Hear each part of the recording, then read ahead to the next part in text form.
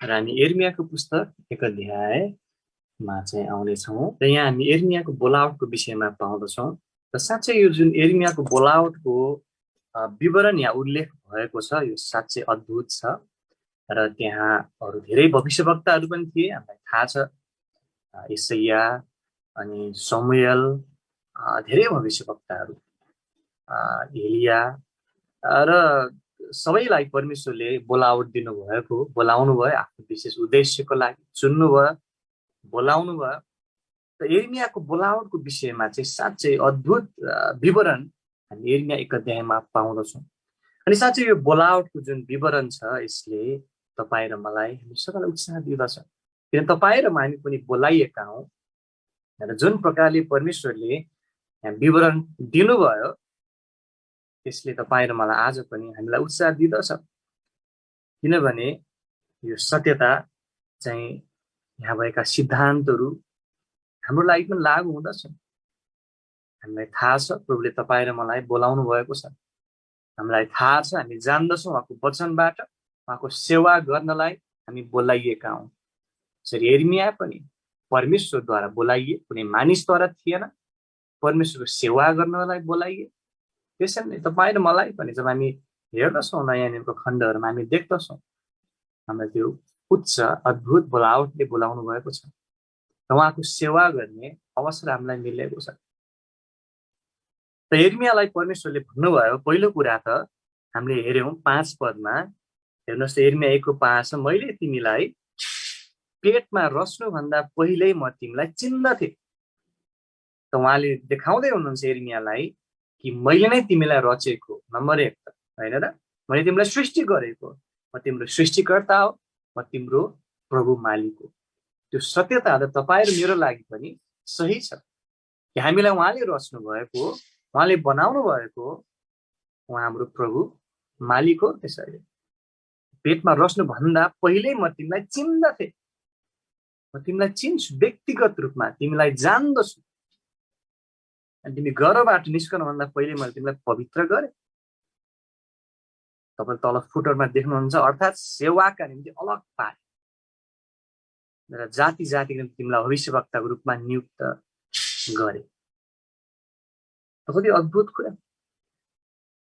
यिर्मयालाई प्रभुले पहिल्यै जान्नुहुन्थ्यो उहाँले बनाउनु भएको र उनलाई चुन्नु भएको थियो तपाईँ र मलाई पनि परमेश्वरले सृष्टि गर्नुभएको हामी के देख्छौँ त यिर्मयालाई प्रभुले बोलाउनु एउटा दुर्घटना थिएन त परमेश्वरको आफ्नो विशेष योजना उद्देश्यमा उहाँले बोलाउनु भयो यसरी आज तपाईँ र म हामी बोलाइएका छौँ हामी प्रभुको सेवा गर्छौँ दुर्घटना होइन उहाँको उद्देश्य छ हरेकको जीवनमा उहाँको अद्भुत योजना अवश्य पनि त्यहाँ छ त्यो अद्भुत कुरा छ हामी र धेरै पटक हामी पूर्ण रूपमा सायद नबुझौँला किन प्रभुले मलाई बोलाउनु भयो त हामी एउटा कुरा जान्दछौँ हाम्रो आफ्नै कारणले होइन आफ्नो अनुग्रहमा आफ्नो उद्देश्यमा आफ्नो महिमाको लागि चुन्नु भयो बोलाउनु भयो अनि उहाँको सेवा गरेको उहाँ चाहनुहुन्छ पवित्र गरे भनेको चाहिँ यहाँ तपाईँले अघि फुटनोटमा देख्नुभयो अर्थात् सेवाको निम्ति अलग गरे उहाँको सेवाको निम्ति उहाँले पवित्र पार्नुभयो अलग पार्नुभयो जसरी हामी अब यो विवरण पढ्दै जान्छौँ साँच्चै हामी विश्वासीहरू कति आशिषित कति धन्यका हामी उत्साही हुन्छौँ साँच्चै प्रभुले हामीलाई विशेष उद्देश्य राखेर चुन्नु भएको छ हाम्रो जीवन उहाँको योजना अद्भुत छ हामी चाहे बालक हौँ युवा वृद्ध वयस्क जुन जुन अवस्थामा छौँ जीवनको हाम्रो जीवन प्रभु उद्देश्य महान रहेछ उहाँले हामीलाई चुन्नु भयो कुनै व्यक्ति कुनै मान्छेले चुनेको होइन रहेछ परमेश्वर स्वयंले चुन्नु भएको छ उहाँको अद्भुत योजना छ अनि त्यो बुझाइले हामीलाई उत्साह दिँदछ जब हामी पढ्दै जान्छौँ यस खण्डमा प्रभुले देखाउनुहुन्छ यिर्मयालाई त्यहाँ चुनौतीपूर्ण समयहरू आउनेछन् अनि तपाईँलाई थाहा चाहिँ छैन यिर्मया भविष्यवक्तालाई रुन्चे भविष्यवक्ता अथवा धेरै रुने भविष्यवक्ता भनेर चिनिन्छ किन तपाईँले यिर्मयाको पुस्तक पुरै पढ्नुहोस् आफ्नो समयमा यिर्मयाको जस्तो दुःखलाग्दो जीवन कष्टकर जीवन आँसु नै आँसुले भरिएको जीवन सायद अरू भविष्यवक्ताहरूको त्यति थिएन। एकदम पीडित अवस्थामा थिए, हिपिएका, मिचिएका, जेलमा हालिएको कहिले, हैन? उनको वचन कसैले पनि सुन्दैन थिए, गिल्ला गर्थे, गिज्याउँथे, गाली गर्थे। अनि तपाईँलाई थाहा छ यति उनी निराश भए यिर्मिया, उनले भने प्रभु म तपाईँको वचन बोल्दिनँ, भयो पुग्यो, म अब बोल्न रोक्छु। तर उनले त्यो गर्न सकेनन्। प्रभुले उनलाई चुन्नु भएको थियो, उनलाई छान्नु भएको थियो, उनलाई चलाउन चाहनुहुन्थ्यो। प्रभुको वचन उनले नबोली रहन सकेनन्। तर चुनौतीहरू धेरै आयो उनको जीवनमा। त्यो चुनौतीपूर्ण समयमा पनि यिर्मियाले आफ्नो बोलावटलाई याद गर्नुपर्ने थियो, जान्नुपर्ने थियो, सम्झना गर्नुपर्ने थियो। चुनौतीपूर्ण समय छ, अवस्था सजिलो छैन, तर म यो कुरामा निश्चित छु प्रभुले मलाई बोलाउनु भएको छ, उहाँको उद्देश्य मेरो जीवनमा महान छ। उत्साह जसरी तपाईँ र म पनि प्रभुको सेवामा अघि बढ्छौँ, उहाँको साक्षी बन्ने जिम्मेवारी अवसर हामी हरेक विश्वासीलाई छ। सुसमाचार प्रचार गर्ने, उहाँको सेवा गर्ने। त्यस क्रममा कठिनाइहरू आउँदा हामी यो विषयमा जब फर्कन्छौँ, हाम्रो बोलावटलाई विचार गर्छौँ, उत्साह पाउँदछौँ। यिर्मियाको बोलावटको विषयमा अध्ययन गर्दा हामी त्यो सिक्छौँ। उनलाई भन्नुभयो मैले तिमीलाई पेटमा रस्नुभन्दा पहिले म तिमीलाई चिन्दथे। प्रभुको सेवा गर्ने क्रममा, प्रभुको लागि जिउने क्रममा, प्रभुको लागि असल साक्षी बन्ने क्रममा, जसरी दिन, हप्ता, महिना, वर्ष गर्दै हाम्रो जीवन अघि बढ्छ, अघि बढ्ने क्रममा निराशापनहरू आउँदा हाम्रो बोलावटलाई हामी सम्झना गर्दछौँ, अघि बढिरहन्छ। प्रभुले मलाई चुन्नु भएको, अनि मलाई बोलाउनु भएको छ, उद्देश्य विशेष छ है। अब 6 पद हेर्नुहोस्, यिर्मिया 1 को 6। तब यिर्मियाले यसरी भन्छन्, तब मैले भने अह प्रभु यहोवा हेर्नुहोस्, म बोल्न सक्दिनँ किनकि म त बालकै छु, म त कमजोर छु। प्रभु तपाईँले मलाई किन चुन्नुहुन्छ, मलाई किन चलाउन चाहनुहुन्छ, तपाईँको सेवा गर्ने किन अवसर दिनुहुन्छ? म त सक्दिनँ, म त कमजोर छु, बालकै छु, म बोल्न सक्दिनँ।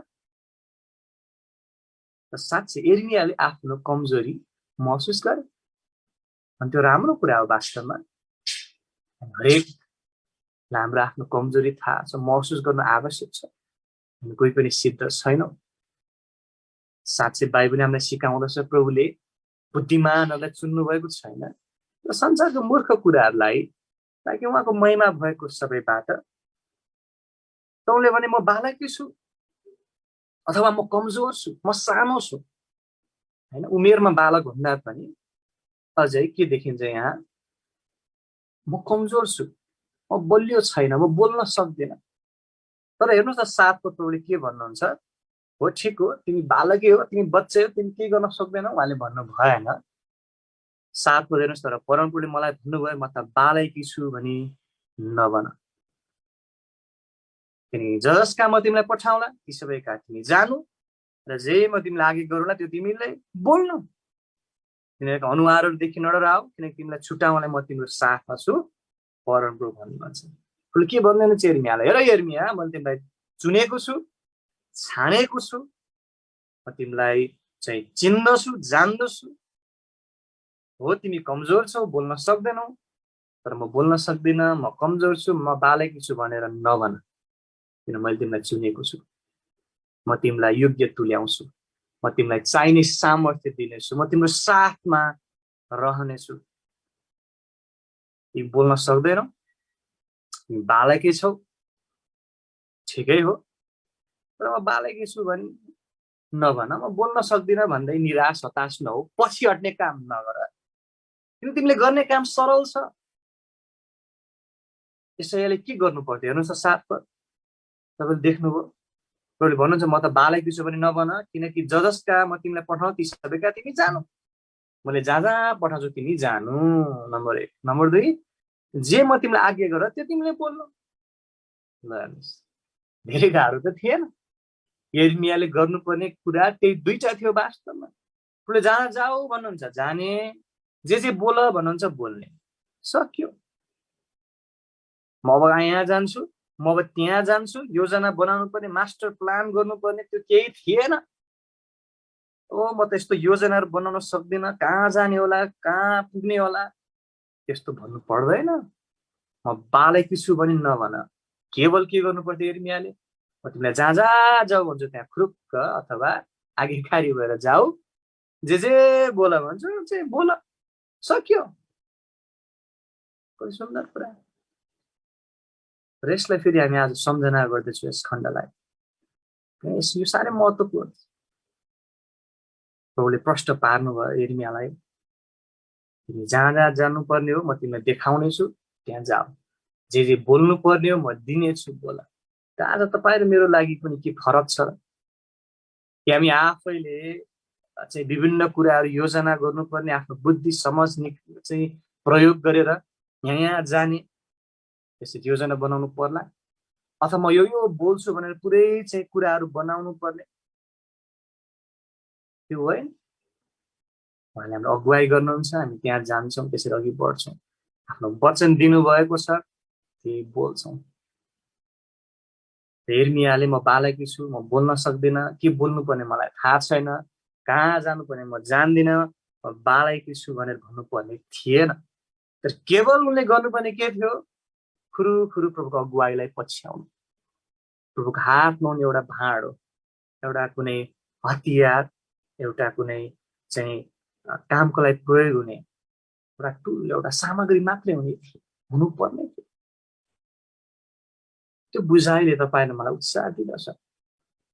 हामी एर्मियाको बोलावटलाई हेर्दैछौँ। पहिलो कुरा त प्रभुले देखाउनु भयो, मैले तिमीलाई सृष्टि गरेको हो, मैले तिमीलाई चुनेको छु। त कति ठुलो निश्चयता तपाईँ र मेरो लागि पनि कि जब कठिनाइ आउँछ, विरोधहरू आउँछ, समस्याहरू आउँछ, हामी निश्चित हुन सक्छौँ मलाई मान्छेले चुनेको होइन, परमेश्वरले मलाई बोलाउनु भएको हो। त म किन पछि हट्ने, म किन निराश हुने, म अघि बढिरहन्छु। किन परमेश्वरसँग मेरो सम्बन्ध छ, परमेश्वरप्रति म जवाफदेही छु। उहाँले मलाई बोलाउनु भएको छ, म उहाँको छोरा हो, म उहाँको छोरी हो, उहाँको सेवा गर्ने अवसर दिनुभएको छ। परमेश्वरले मलाई बोलाउनु भएको हो। कुनै परिस्थितिले, कुनै खटिकमीले, कुनै मानिसहरूको कारणले म रोकिनेवाला छैन, पछि हट्नेवाला छैन। उहाँले मलाई चुन्नु भएको हो। साथै हामीले हेऱ्यौँ 7 पदमा अर्को ठुलो उत्साह हामी यहाँ पाउँछौँ। मैले के गर्नुपर्ने अथवा कहाँ जानुपर्ने, के बोल्नुपर्ने, म बालकी छु, केही जान्दिनँ भन्नुपर्ने रहेनछ। केवल प्रभुले जहाँ जहाँ जाऊ भन्नुहुन्छ जाने, जे बोल भन्नुहुन्छ बोल्ने हो। त हामी कोही भन्नुलाई म त खोइ धेरै पढेको छैन, पढ्न आउँदैन, लेख्न आउँदैन, अथवा के छ हाम्रो कमजोरीहरू।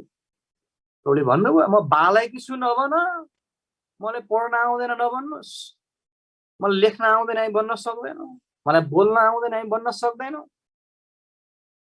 किन हामीले कति बोल्न आउँछ, हामीलाई कति धेरै पढ्न आउँछ, लेख्न आउँछ, त्यसको सरोकार यहाँ छैन रहेछ। किनभने गर्नुपर्ने के हो? खालि जहाँ जहाँ जाऊ भन्नुहुन्छ जाने हो, जे बोल भन्नुहुन्छ बोल्नु। त उहाँले चलाउनुहुन्छ, अनि खालि चलाइने हो हामी रहेछौँ। त्यो पनि कोही ठुलो उत्साह हाम्रो लागि। यदि हाम्रो क्षमताको आधारमा हामी उहाँको सेवा गर्ने, उहाँलाई जिउने हो भने त हामी कोही पनि योग्यका छैनौँ। हामी अयोग्य हुँदै अथवा हाम्रो अवस्था जस्तो थियो तर पनि हामीलाई कृष्ण धर्मी ठहराउनु भएको छ, पवित्र पार्नु भएको छ, योग्य बनाउनु भएको छ। अब गर्ने केवल के रहेछ? आज्ञाकारी हुने। 9 पद हेर्नुहोस्, 8 पद पनि तिनीहरूको अनुहारदेखि नडराऊ, अनुहारदेखि नडराऊ उहाँले भन्नुभयो। चाहिँ मान्छे अनुहारहरू देखेर हामीलाई डर लाग्छ नि कहिले, ओहो कति रिसाएको त्यो मान्छे, अथवा कस्तो विरोध गर्ने मान्छे, मानिसहरू देखेर डर आउन सक्छ। नडराऊ। किन? किनकि तिमीलाई छुट्याउनलाई तिम्रो साथमा छु। अर्को ठुलो उत्साह हामी यहाँ देख्दछु, म तिम्रो पक्षमा छु, म तिम्रो साथमा छु। डराउनु पर्दैन। यो ठुलो उत्साह होइन तपाईँ र मेरो लागि? हामीले देख्यौँ नम्बर 1 उहाँले हामीलाई चुन्नु भएको छ, मान्छेले चुनेको होइन। नम्बर 2 हामीले आफ्नो क्षमता प्रयोग गर्ने भन्दा पनि उहाँले हामीलाई चलाउनुहुन्छ। हामी कति योग्य छौँ भन्दा पनि उहाँले हामीलाई योग्य पार्नुहुन्छ, चलाउनुहुन्छ। साथै नम्बर 3 हामीले देख्यौँ 8 पदमा, हामी डराउनु पर्दैन, उहाँको साथ सामर्थ्य हामीसँग छ। अनि 9 पदमा अझै प्रभुले यसरी भन्नुहुन्छ, हेर्नुहोस्, तब परमप्रभुले आफ्नो हात पसार्नु भयो र मेरो मुख छुनुभयो। अनि परमप्रभुले मलाई भन्नुभयो, हेर मैले मेरा वचनहरू तिम्रो मुखमा हालिदिएको छु। परमेश्वर स्वयंले उनको मुखमा वचन हालिदिनु भयो, के बोल्नु पर्ने। 10 पद, हेर उखाल्न, भत्काउन, नाश गर्न, ढालिदिन, बनाउन, रोप्न भनी आजको दिन मैले तिमीलाई जाति जातिमाथि, राज्य राज्यमाथि नियुक्त गरेको छु। यिर्मियाको काम के थियो? प्रभुको वचन बोल्नु। प्रभुले वचन उनको मुखमा हालिदिनु भयो। त्यो वचन अब उनले प्रकट गर्ने, बोल्ने, मान्छेहरूलाई बताउने। अनि प्रभुको वचनद्वारा के हुन्थ्यो? 10 मा भनेको छ, उखाल्ने काम हुन्थ्यो, भत्काउने काम हुन्छ, नाश गर्ने, ढालिदिने, त्यति मात्र होइन, बनाउने, रोप्ने। दुष्टताहरूलाई भत्काइन्छ, नाश गरिन्छ, त असल कुरा रोपिन्छ, बनाइँदै लगिन्छ। अनि अब हेर्नुहोस् 11-12 पद पनि यिर्मिया 1 को, अनि परमप्रभु यसो भन्ने वचन म कहाँ आयो, यिर्मिया तिमीले के देख्दछौ? अनि मैले भने, म हाँडी बदामको एउटा लक्ष्य देख्दैछु। 12 पद, त प्रभुले मलाई भन्नुभयो, तिमीले ठिक देखेका छौ, किनकि मेरो वचन पुरा गर्नलाई म आफ्नो वचन प्रति जागा रहनेछु। अर्को उत्साह हेर्नुहोस्, मैले वचन पुरा गर्नको लागि म आफ्नो वचन प्रति जागा रहनेछु। यिर्मियाले चिन्ता गर्नुपर्ने कुरा थिएन। मलाई प्रभुले बोलाउनु भयो, ल ठिक छ, मलाई वचन बोल्नलाई वचन दिनुहुन्छ, कहाँ कहाँ जानुपर्ने देखाउनुहुन्छ, ल ठिक छ, मेरो साथमा हुनुहुन्छ, मलाई सामर्थ्य दिनुहुन्छ, ल ठिक छ। तर उनमा त्यो एउटा सोचाइ, चिन्ता, फिक्री आउन सक्थ्यो। मैले वचन त बोले, अब यो वचन त मैले प्रचार गरेँ, मैले उहाँको सेवा त गरेँ, तर खोइ कसैले सुन्दैनन्। मेरो साक्षीबाट कसैको जीवन परिवर्तन त भएको छैन त। खोइ कति मान्छेले धेरैलाई ख्रिस्टमा ल्याएको भन्छन् है, सुसमाचार प्रचार गरेर धेरै मान्छेलाई ख्रिस्टमा ल्याएका छन्। उनीहरूको साक्षी देखेर कति धेरै आत्मा बाँचेको छ, खोइ मैले त सकेको छैन। खोइ मेरो सेवकाई, मेरो जीवन, मेरो साक्षी बन्ने काम, मैले सुसमाचार ट्र्याक्स बाँड्दा अथवा सुसमाचार बोल्दा अथवा मेरो जीवन क्रिस्चियन जीवन देखाएर मानिसहरू ख्रिस्टमा ल्याउने काम, सेवकाई, त्यसमा म त्यति फलदायी भएको छैन। कसरी म फलदायी हुनेवाला? किन धेरै आत्माहरू बाँचेको छैन? अनि यही त्यो चिन्ता हुन सक्थ्यो। मैले वचन त प्रचार गरेँ, तर किन मानिसहरू पस्ताव गरेर फर्किरहेका छैनन्? किन वचनले काम गरेको छैन? त प्रभुले देखाउनुहुन्छ 12 पदमा, त्यो काम यशायाको होइन, यशायाको होइन। वचन पुरा गर्ने काम यशायाको होइन। यशायाको काम के हो? वचन बोल्ने, वचन प्रचार गर्ने। प्रभुले जहाँ देखाउनुहुन्छ त्यहाँ जाने, जे बोल्न लाउनुहुन्छ बोल्ने। 12 पद फेरि हेर्नुहोस् त, प्रभुले मलाई भन्नु, तिमीले ठिक देखेका छौ, किनकि मेरो वचन, हेर्नुहोस् है, यशायाको वचन होइन, मेरो वचन, प्रभुले भन्नुहुन्छ परमेश्वरको वचन हो। अनि उहाँको वचन पुरा गर्नलाई म, यशाया होइन, म आफ्नो वचन प्रति जागा रहनेछु, सुत्ने छैन, अथवा म सक्रिय रहनेछु। मेरो वचन हो, म पुरा गर्छु। तिमी खाली बोल वचन, तिमी खाली जहाँ जाऊ भन्छु म जाऊ, जे बोल भन्छु बोल, चुपचाप निराश नभइकन वचन पुरा गर्ने काम मेरो। त्यो ठुलो उत्साह, सान्त्वना होइन तपाईँ मेरो लागि? हामीलाई धेरैपल्ट प्रेसर अथवा त्यो तनाव, त्यो बोझ आउन सक्छ, हुन सक्छ। मेरो श्रीमान, मेरो श्रीमती अझै मुक्ति पाउनु भएको छैन, मेरा छोराछोरी, मेरो आफन्त छिमेकी अझै मुक्ति पाएका छैनन्। म त खोइ जस्तो साक्षी बन्नुपर्ने बनाएको छैन क्या? त्यो पनि हुन सक्छ कहिलेकाहीँ। हामी जस्तो प्रकारको क्रिस्चियन जीवन जिउनुपर्ने त्यो नभएको होला सायद, त्यो हामीले आफूलाई जाँच्नुपर्छ। तर हामीले यो बुझ्न आवश्यक छ, हामीले कसैलाई मुक्ति दिन सक्दैनौँ। परमेश्वरको वचन प्रभावकारी छ, 2 धारे तरवार भन्दा पनि लाग्ने छ। हाम्रो जिम्मेवारी, हामीले गर्ने काम के रहेछ त? हामी देख्छौँ वचन बोल्ने, उहाँले जे भन्नुहुन्छ, जसरी अगुवाई गर्नुहुन्छ उहाँको सेवा गर्ने, असल साक्षी बन्ने, सुसमाचार प्रचार गर्ने, ख्रिस्ट टाइममा जिउनु भएको कुरा मानिसले देख्नु आवश्यक छ। र बाँकी काम प्रभुले गर्नुहुन्छ। मेरो वचन पुरा गर्नलाई म आफ्नो वचनप्रति जागर रहन्छु। हामी जागर रहनु पर्दैन त्यस अर्थमा, ओहो मैले त सुसमाचार त बाँडे, अब खै मान्छेले मुक्ति पाउन पाउला, ठिक छ हामी प्रार्थना गर्न सक्छौँ, तर अनावश्यक चिन्ता गर्नु पर्दैन। हाम्रो हातमा छैन रातभरि जागर रहनु नपर्ने रहेछ। त्यस अर्थमा यदि हामी विश्वासयोग्य छौँ, प्रभु जे बोल भन्नुहुन्छ बोल्छौँ, त्यसमा विश्वासयोग्य छौँ, जहाँ जाऊ भन्नुहुन्छ जान्छौँ, त्यसमा आज्ञाकारी छौँ, र बाँकी काम प्रभुले गर्नुहुन्छ। मेरो वचन पुरा गर्नलाई म आफ्नो वचनप्रति जागा रहनेछु। आमेन। उहाँलाई काम गर्न हामी थियौँ, उहाँले काम गर्नुहुन्छ मानिसको हृदयहरूमा, उहाँले काम गर्नुहुन्छ। हामी मध्ये जति पनि यहाँ बचाइएका छौँ, मुक्ति पाएका छौँ, हामी कोही मानिसको कारणले बचाएको होइन हो। प्रभुले यशायालाई जस्तै कोही व्यक्तिलाई प्रयोग गर्नुभयो, चलाउनु भयो, र अन्ततः पवित्र आत्मा परमेश्वर स्वयं हाम्रो हृदयमा कार्य गर्नुभयो। पापको विषयमा, धार्मिकताको विषयमा, न्यायको विषयमा कायल पार्नुभयो, हामीले मुक्ति पायौँ। आफ्नो वचन पुरा गर्न उहाँसँग जागो रहनुहुन्छ। त्यतिको उत्साह होइन र यसै चिन्तित हुनुपर्ने थिएन। मेरो वचन कसैले सुन्दैन, इजरायलीहरू एकदम कडा गर्दनका छन्, कठोर छन्, होइन। यसैया चुपचाप खाली के गर, जहाँ जाऊ भन्नुहुन्छ जाऊ, जे बोल भन्नुहुन्छ बोला। परमेश्वरले आफ्नो वचन पुरा गर्नलाई उहाँ जागा रहनुहुनेछ। र आज हाम्रो व्यक्तिगत जीवनमा, परिवार, बगानमा, राष्ट्रमा, संसारमा प्रभु ईश्वरले कार्य गर्नुहुन्छ। व्यक्तिहरूलाई बोलाउनुहुन्छ, उहाँले यही इच्छा राख्नुहुन्छ कि जहाँ उहाँले चाहनुहुन्छ त्यो व्यक्ति जाओस्, जे बोल भन्नुहुन्छ उसले बोलोस्, अनि वचन पुरा गर्न उहाँले कार्य गर्नुहुन्छ। त्यो सुन्दर कुरा। अनि हामी एक पाना यता पल्टाउँ। अब यिर्मिया 1:17 पनि सर्च हेर्दै जाउँ।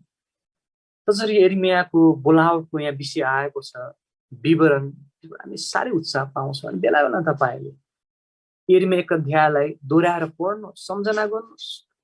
हरेक विश्वासीहरूलाई सान्त्वना उत्साह चाहिन्छ बेला बेलामा, यसले हामीलाई ठुलो उत्साह दिँदछ। यिर्मिया 1:17 पढौँ। अब यसैले तिमीले आफ्नो कम्मर कस, उठ र जे म तिमीलाई आज्ञा गर्छु त्यो सबै उनीहरूलाई भन। उनीहरूका अनुहारहरूको सामुदेखि भयभीत नहौ, नत्र म तिमीलाई तिनीहरूको सामु भयभीत तुल्याउनेछु। चेतावनी पनि उहाँले दिनुहुन्छ। नडरा है, कम्मर कस, बलियो आऊ, होइन, उठ, म तिमीलाई जे आज्ञा गर्छु त्यही भन, र मानिसहरूदेखि नडराऊ। मानिसको डरले पासोमा पार्दछ, नत्र म तिमीहरूलाई तिनीहरूको सामु भयभीत तुल्याउनेछु।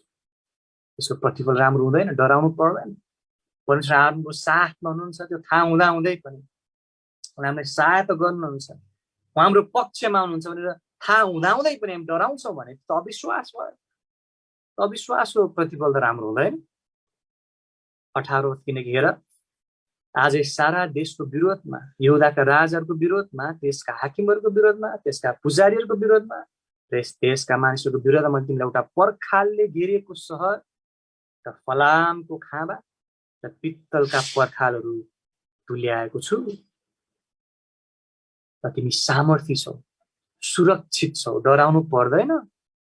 19 उनीहरू तिमीसित लडाईँ गर्नेछन्, लडाईँ त हुनेछ, तर उनीहरू तिमीमाथि विजय हुने छैनन्।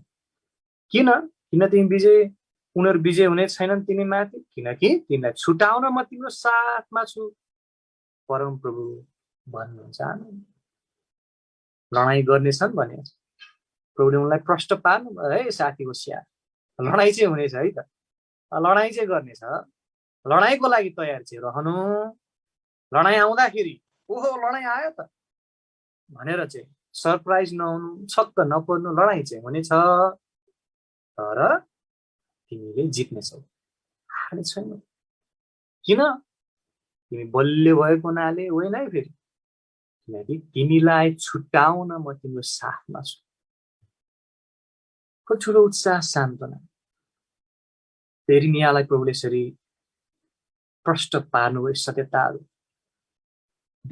साह्रै महत्त्वपूर्ण थिए, एर्मियाले हृदयमा राख्नुपर्ने थियो, किनकि आउने दिनहरूमा एर्मियाको सेवकाई जीवन साह्रै चुनौतीपूर्ण, कष्टपूर्ण हुनेवाला थियो। आज हामी यो वचनलाई सम्झना गरौँ, उत्साह पाऊँ। हामी पनि आज कम्मर कसौँ, शतपथमा लेखेका जस्तै उठौँ, उहाँले जे आज्ञा गर्नुहुन्छ त्यही भनौँ, आज्ञा पालन गरौँ, होइन र? नडराउँ, निराश नहौँ, अनि हामीलाई बलियो सामर्थ्य बनाउनु भएको छ। सङ्घर्ष चुनौतीहरू छन्, लडाइँ त्यहाँ हुनेछ, तर हामी हार्ने छैनौँ, हामी विजयी पक्षमा छौँ। किन यीशु ख्रीष्ट हाम्रो साथमा हुनुहुन्छ, उहाँले हामीलाई विजय दिनुहुन्छ। त्यसरी तपाईँ र म एर्मियाको अध्यायमा यो सत्यतालाई बुझ्छौँ, हामी जोसिलो हुन्छौँ, अझै उत्साही हुँदछौँ। जति समय प्रभुले संसारमा अब राख्नुहुन्छ बाँकी छ, जोस उत्साह छ भने बढ्छौँ। हामी त्यो अठोट दिन आवश्यक छ। अनि प्रभुले हामीलाई चलाउनुहुन्छ।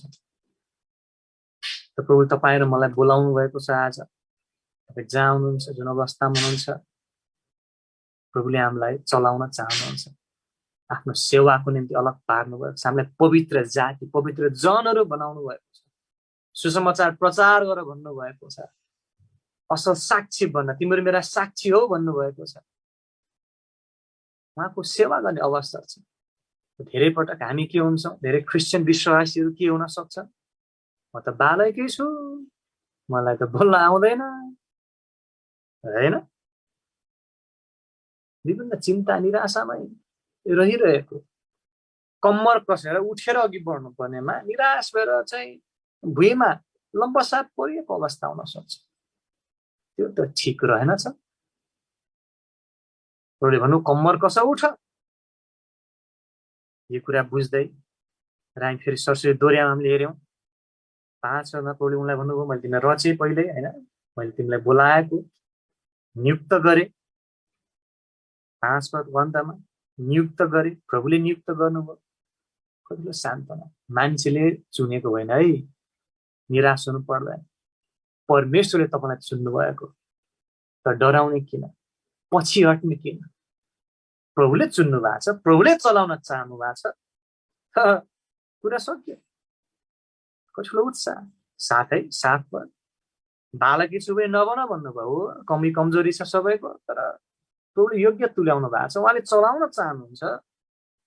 त हामी अघि बढौँ। म बालकी छु, म त यस्तो छु भन्यो भने त्यो अविश्वास भयो। हामी कमजोर पात्रलाई चलाउन चाहनुहुन्छ त उहाँलाई चलाउन दिउँ। खालि के गरौँ त? जहाँ जाऊ भन्नुहुन्छ जाउँ, जे बोल भन्नुहुन्छ बोलौँ। आफ्नै बुद्धि समाज प्रयोग गर्नुपर्ने भन्दा पनि उहाँको अगुवाईले पछ्याउँ।